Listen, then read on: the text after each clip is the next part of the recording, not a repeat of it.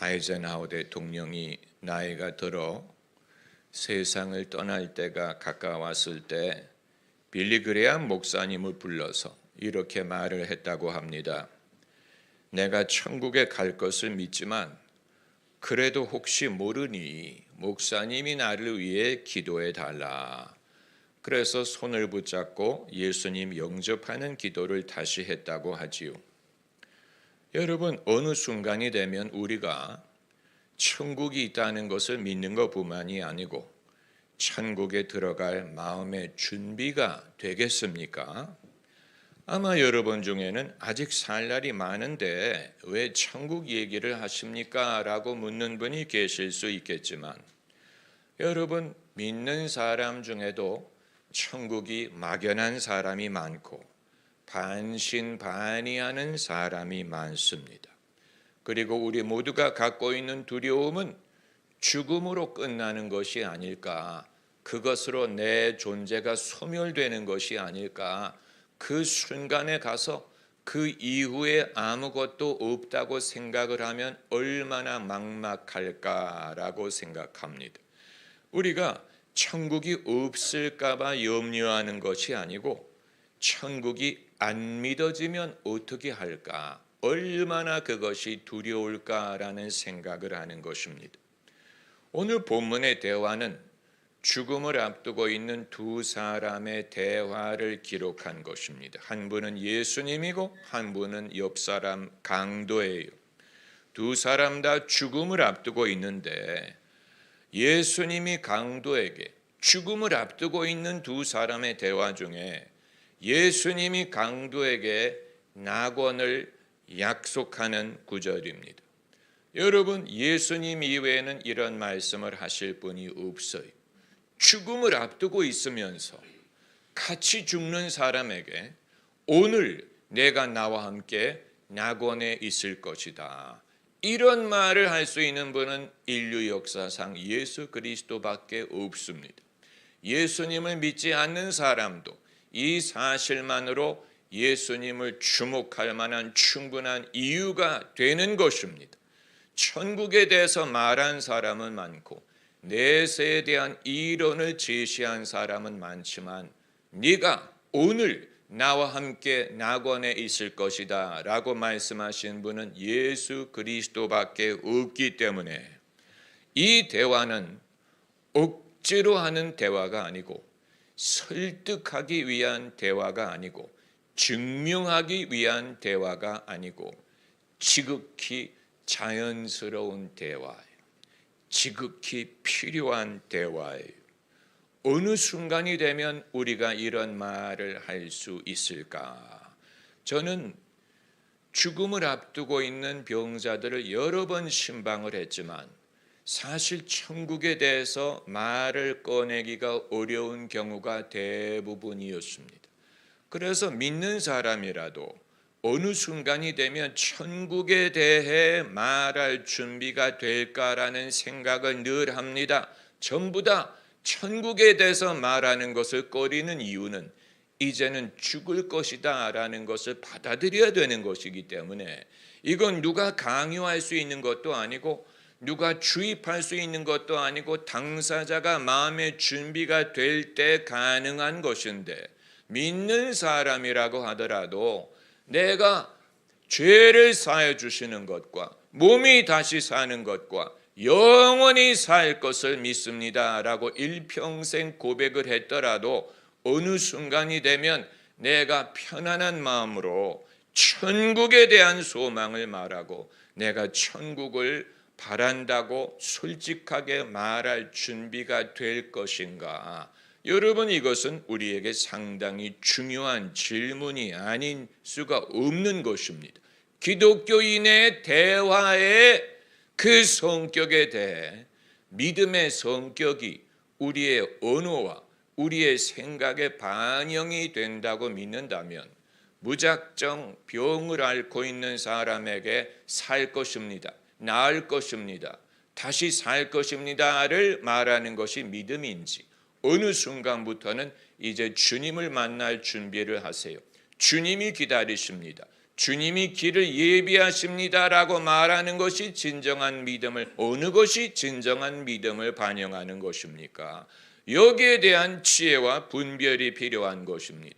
어느 순간까지 나을 수 있다, 다시 살 것이다, 소망을 가져라고 말할 것이고, 어느 순간부터 주님이 길을 예비하셨다, 주님을 만날 준비를 하자라고 말을 할 것이냐, 이것은 당사자에 좌우된다고 말하기에는 너무 그 순간이 아늑하고 막연할 수밖에 없어요.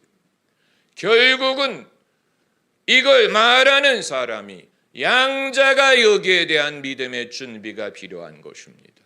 오늘 본문에 죽음을 앞두고 있는 두 사람의 대화예요.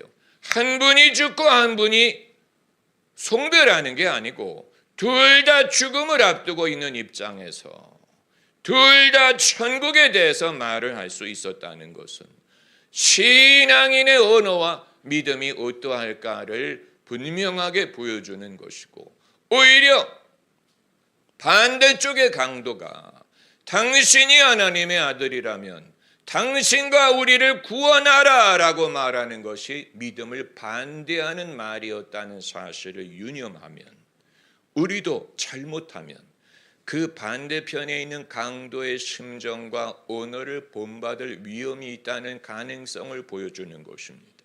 만일 그 마지막 순간까지 구원하라, 살리라 라고 요구한다면 그것이 바로 반대쪽에 있던 강도가 하는 말이고, 그것은 예수님을 시험하는 말이고 다 자신을 시험하는 말이 되었기 때문에, 이 강도는 나를 구원하라, 나를 살려달라라고 요구한 게 아니고, 주님 나라 임하실 때 나를 생각해 달라.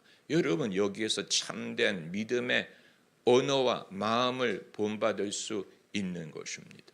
제가 여러분에게 말씀드리는 것을 여러분이 충분히 이해하실 줄로 믿습니다.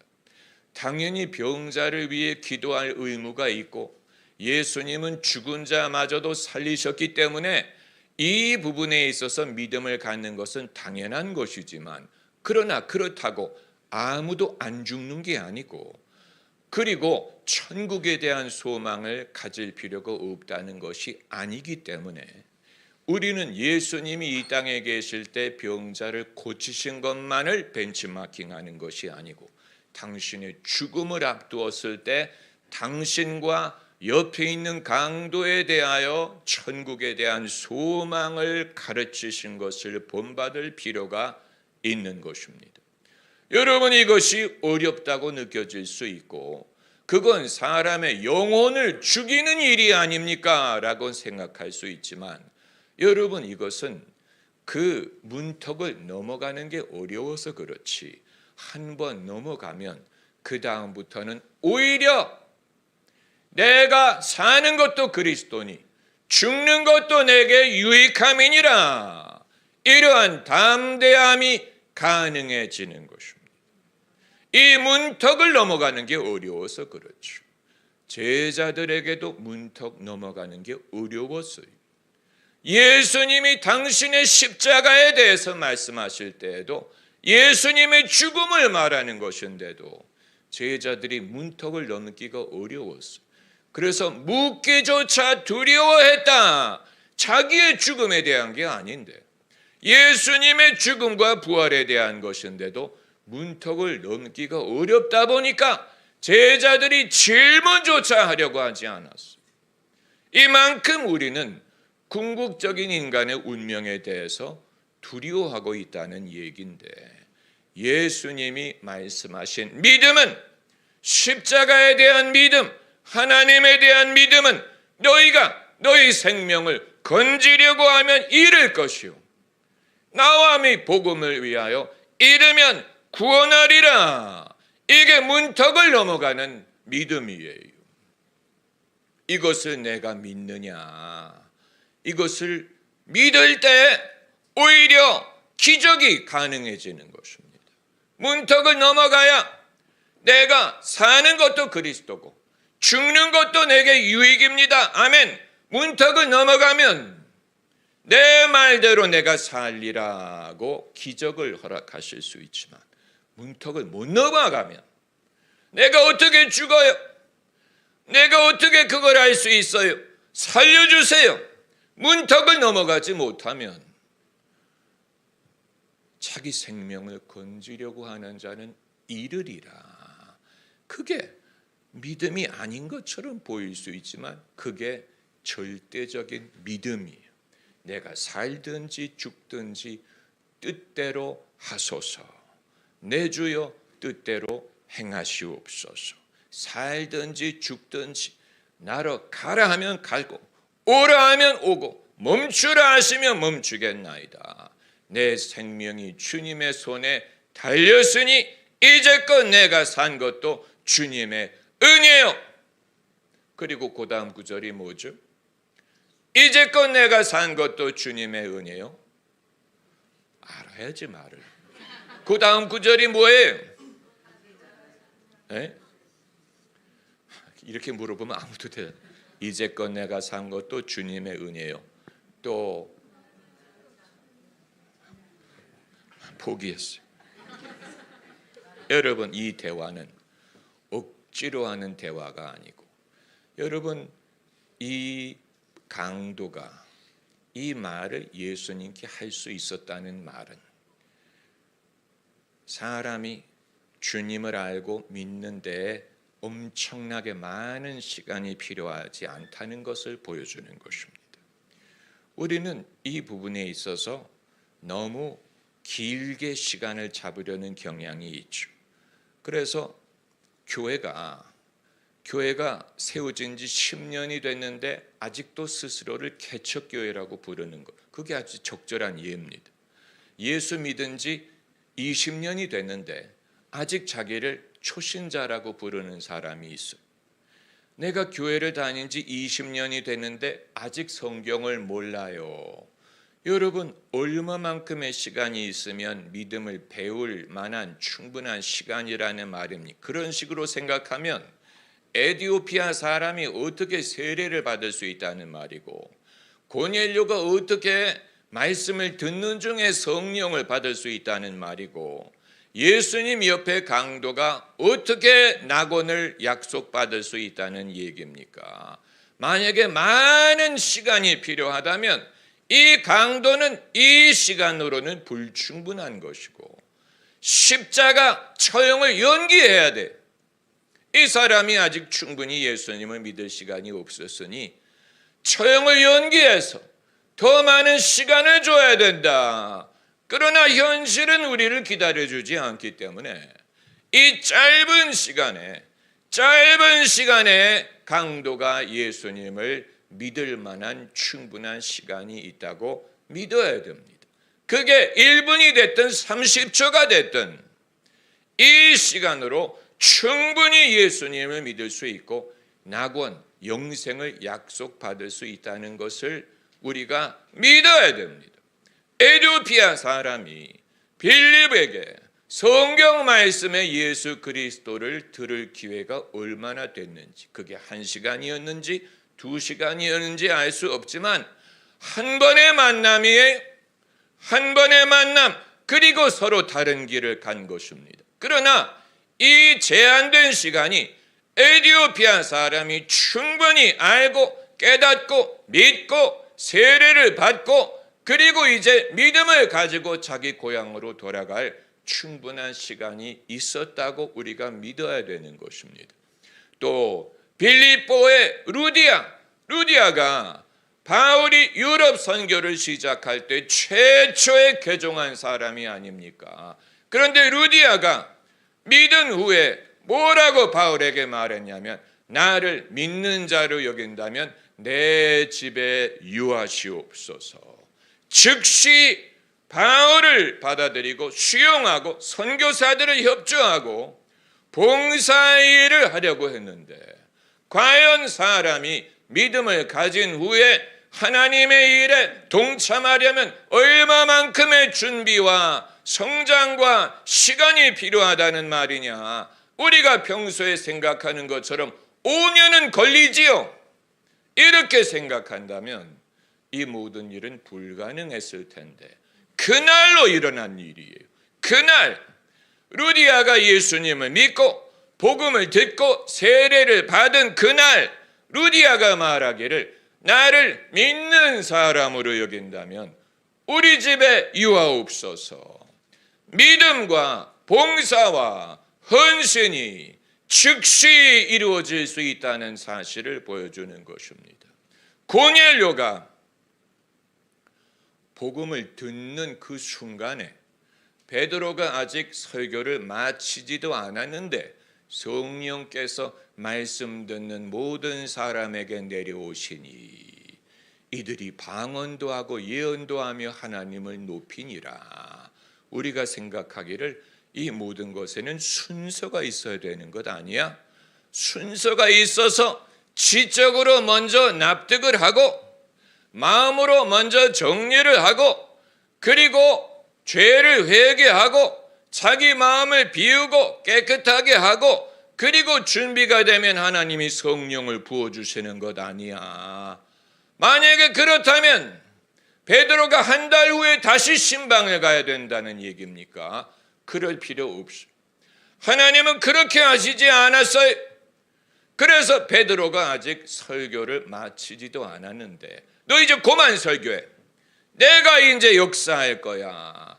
말씀 듣는 자에게 성령을 부어주셨는데 여러분 이것이 하나님의 방법이요. 하나님의 스케줄이요.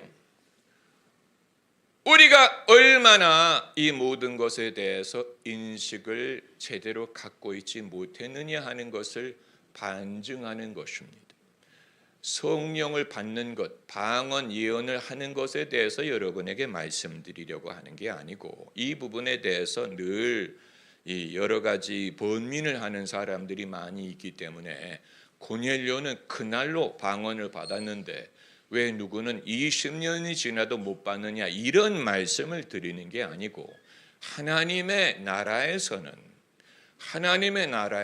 이 모든 일이 압축적으로 벌어진다는 사실과 주님이 판단하기에 준비된 사람의 기준과 내가 생각하기에 준비된 것은 다르다 하는 것을 보여주는 것입니다.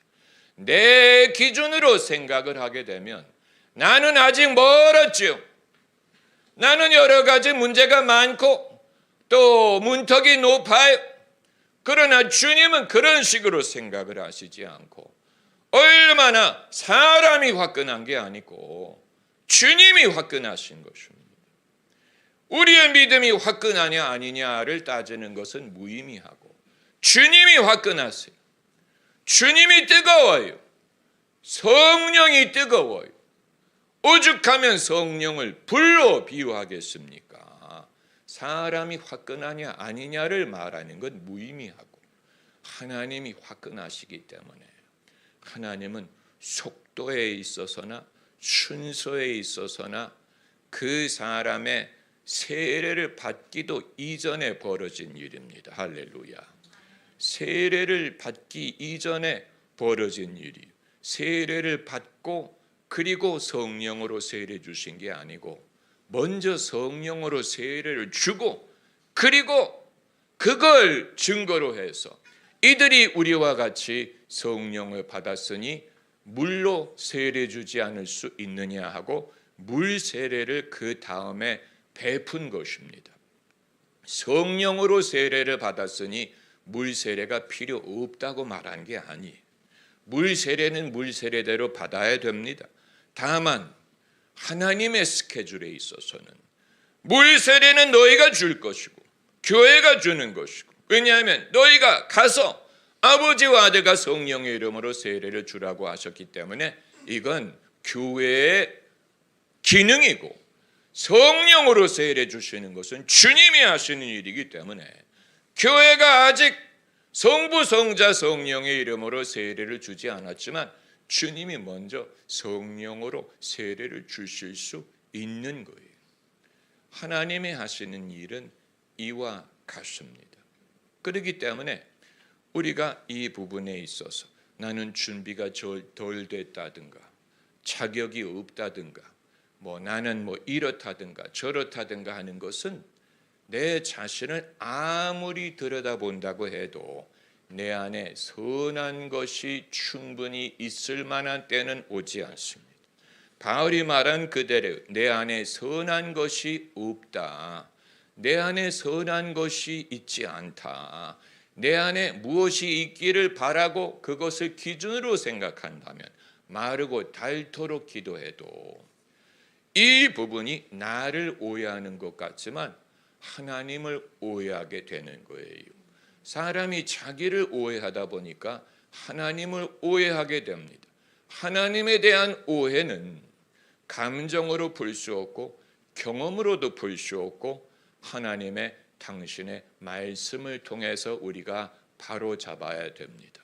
하나님에 대한 오해를 바로잡는 것이 바로 너희 중에 누가 아들이 떡을 달라 하면 돌을 주고 알을 달라 하면 전갈을 줄 자가 있겠느냐. 너희가 악할지라도 자식에게 좋은 것을 줄 알거든 하물며 천부께서 구하는 자에게 성령을 주시지 않겠느냐.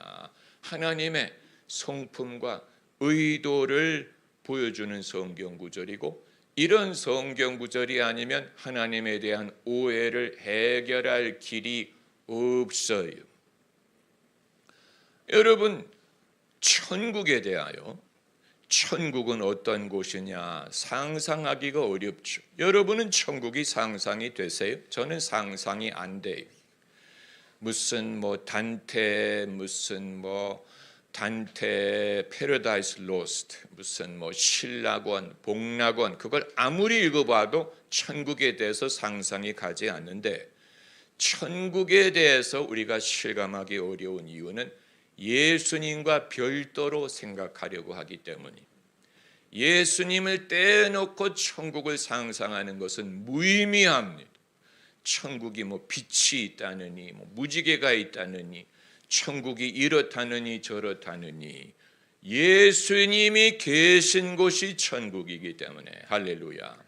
본문에서 예수님이 오늘 내가 나와 함께 낙원에 있으리라.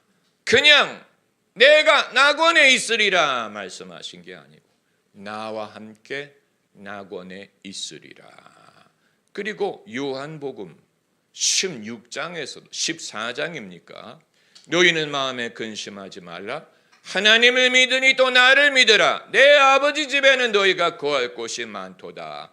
내가 처소를 예비하면 다시 와서 너희를 내게로 영접하여 나 있는 곳에 너희도 있게 하리라.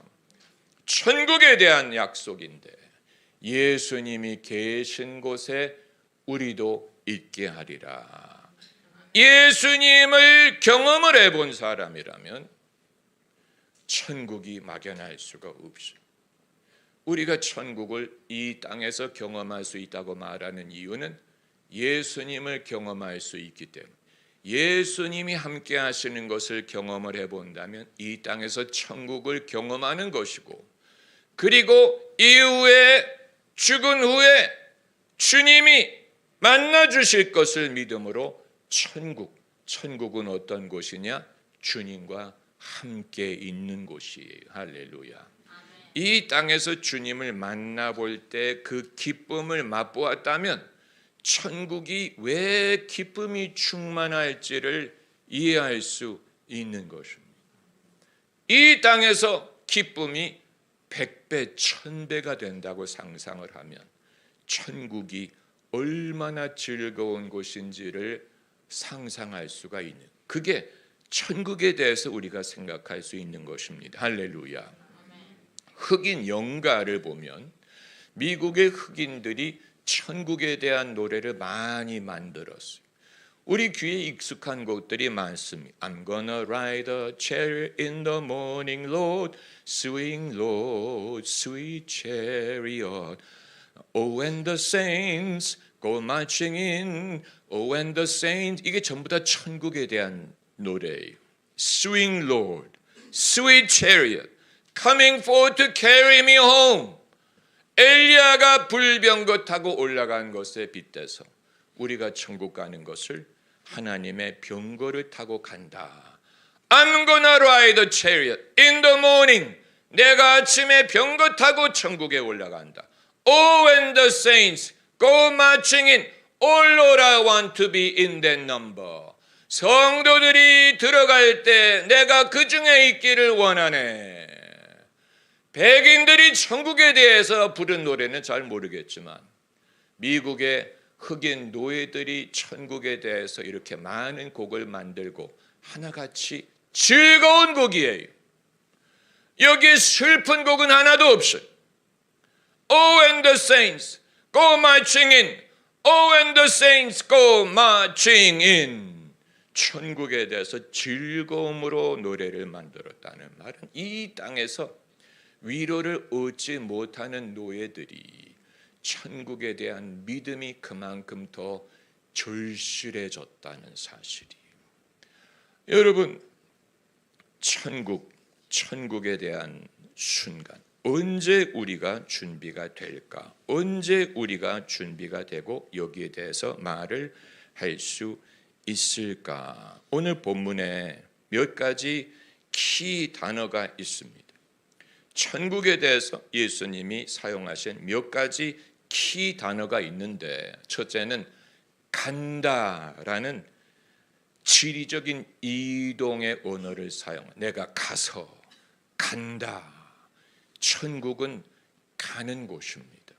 그냥 어떤 막연한 상태, 상징을 말하는 게 아니고 이건 우리가 움직이는 곳입니다. 할렐루야.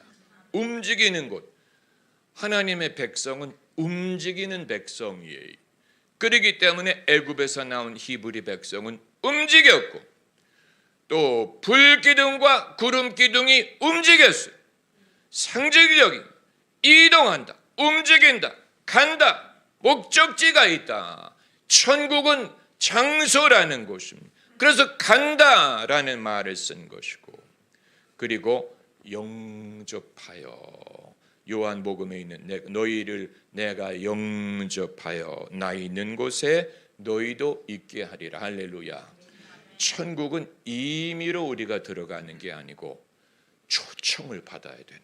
Invitation only. 인비테이션, 골프 대회 인비테이션 대회가 초청을 받아야 할 수 있는, 주님이 영접해서 내가 너희를 영접하여. 영접이란 말을 우리가 사람 위주로 쓸 때가 많죠. 그건 요한복음 1장에 사용하는 언어. 영접하는 자, 그 이름을 믿는 자. 그러나 17장에는 내가 너희를 영접하여. 우리가 예수 그리스도를 구주로 영접하면 우리가 세상을 떠날 때 주님이 우리를 영접하십니다. 할렐루야. 그리고 있으리라. 이것도 키 단어예요. 강도에게 오늘 내가 나와 함께 낙원에 있으리라. 있다. 이건 존재한다는 뜻 아닙니까? 천국은 그냥 막연한 상징이 아니고 우리가 있는 곳입니다. 우리가 있을 곳입니다. 우리가 있다는 말은 소멸되지 않는다는 뜻이에요. 사람이 죽으면 그냥 사라지면 어떡할까? 소멸되고 잊혀지면 어떡할까? 그러면 있다는 말을 할 수가 없죠. 낙원에 있으리라. 그리고 오늘이란 말 한번 따라해 보세요. 오늘 내가 나와 함께 낙원에 있으리라. 이건 막연히 종말의 때까지 한없이 기다려야 되는 게 아니고 오늘 우리가 믿는 그 순간부터 오늘 아주 구체적인 시간을 말하는 가까운 시간. 오늘이란 말은 구원론적인 시간입니다. 성경에서 삭개오에게 오늘 구원이 이 집에 이르렀으니 오늘이란 말씀을 하셨죠. 또 강도에게 오늘 내가 나와 함께 낙원에 있으리라. 막연한 미래를 말하는 것이 아니고 막연한 미래가 아니고 오늘은 내가 예수님 만나면 정말 좋겠네. 정말 좋겠네. 오늘 내가 예수님 만났네. 정말 좋아요. 오늘 할렐루야. 오늘부터 주님이 함께 하시는 것입니다. 알렐루야, 알렐루야, 알렐루야.